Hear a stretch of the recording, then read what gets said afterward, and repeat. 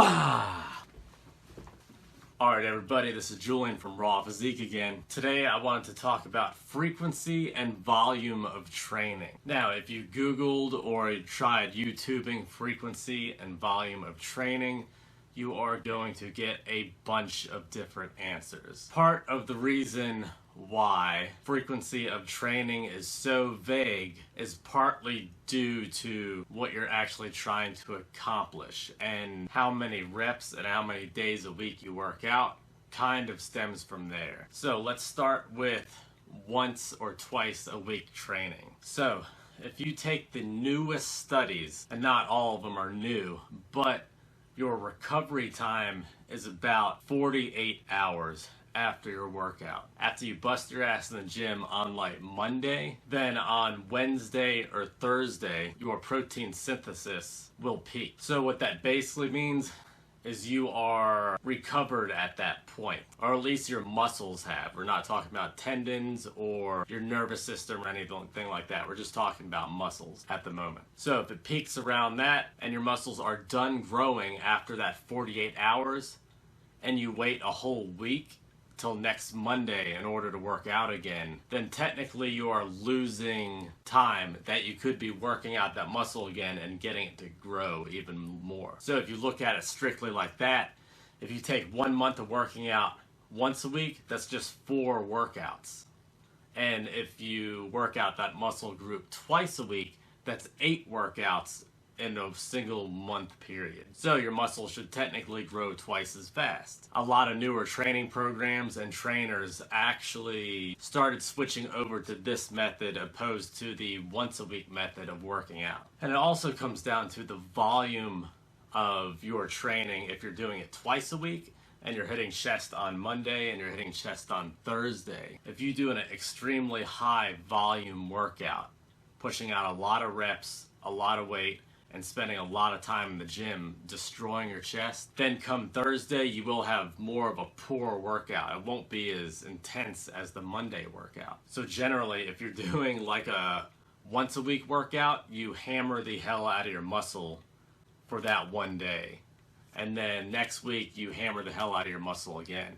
That's how a lot of older routines kind of worked if you're a natural bodybuilder. So if you take the newer studies and what's kind of more common now, it's better to, hammer one muscle group hard and then wait a couple days and hit it again hard. Not extremely hard and with not as much volume as if you're doing it just 1 day a week. But ultimately, that's what the studies are saying now about how to get the maximum amount of muscle growth like per month that you can. Now, another factor is your schedule.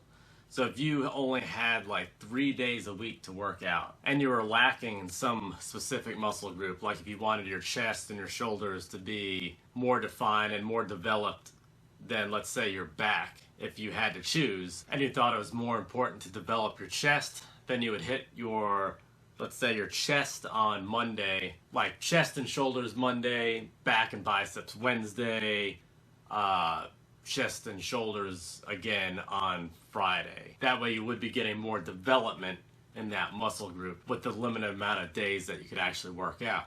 And then with your back, you would just do high volume and more of an intense workout than you would on your chest because you're only working out that muscle group once a week. Also, this is different for beginners because beginners have a problem with working out with the intensity that more developed and experienced athletes and bodybuilders can. Because if you're starting out and you're trying to gain muscle and size and strength, you could actually do like a Monday, Wednesday, Friday routine, full body every day. Maximum time in the gym, probably like 50 minutes to like an hour and a half.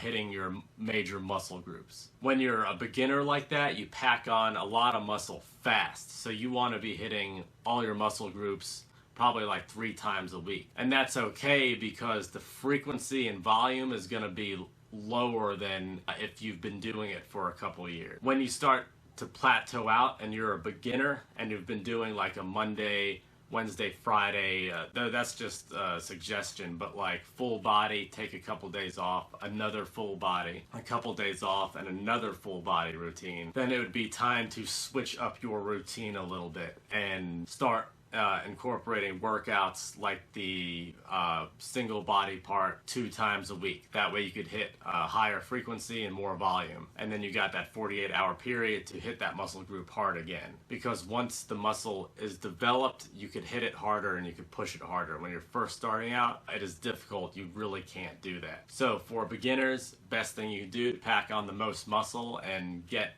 in the shape that you want is full body routines. And when you start to plateau out, move to like a 4-day split or something where you're training a single muscle group twice a week to get the maximum amount of gains. Back in the past, they thought it was better to work out once a week and obliterate that muscle in order to get the most muscle growth. Now, the optimal amount is more leaning towards twice a week or once every 5 days. I wish I knew that in the past, because I would have done a 4-day split working out my body parts twice a week, and I would have probably packed on muscle a lot faster. Another factor has to do with time. If you could only work out once a week or like twice a week, do a full body routine, regardless of how advanced you are.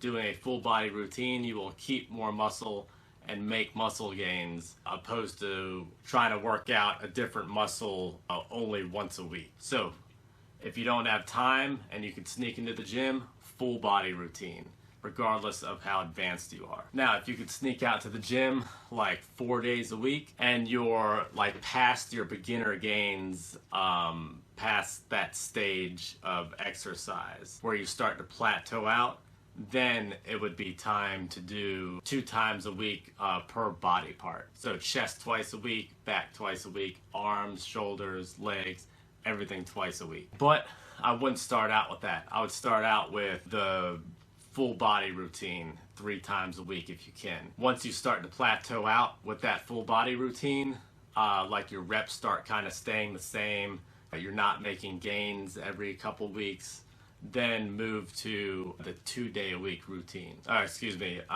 Body part twice a week routine. If you start working out with the full body and move to that routine, that is the optimal exercise training you could do in order to make the most gains if you are natural. What I do when I go on vacation, or if I get a super busy week to where I know I'm not gonna make it to the gym but maybe twice, then both of those times I'll do compound lifts with full body routine to make sure I'm hitting all my muscles. Because if you take off a couple weeks, you'll notice, if you've worked out before and you're more experienced, you'll notice that your strength almost plummets, and it takes another week of working out in order to get your strength back up. But instead of just taking a week off, if it's not like a recovery week or anything like that, and you do a full body routine, you will hold on to the gains that you had a lot better than if you just took that week off. Now, every